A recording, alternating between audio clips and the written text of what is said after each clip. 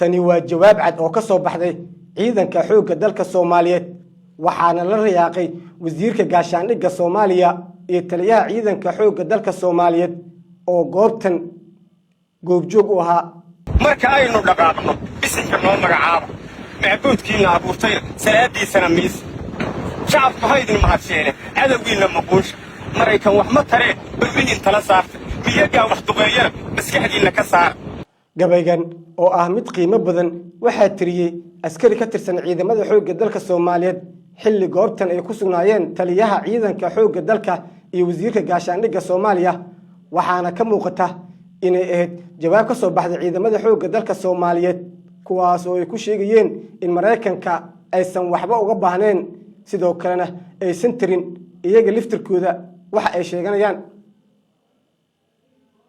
sidoo kale wasiirka gaashaandhigga Soomaaliya Axmed Macalin Fiqi oo halkan ka hadlay waxa uu sheegay in ay dawladda Soomaaliya u diyaarsan tahay inay qabsato meel walba oo ay ku dhinteen ciidamada iyo sidoo kale saraakiisha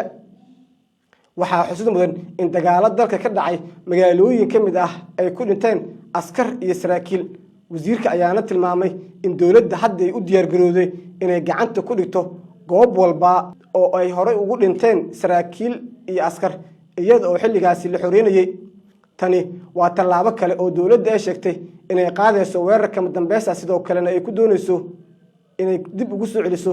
goobihii hore loogu xoriyay argagixisada balse ay ku soo laabatay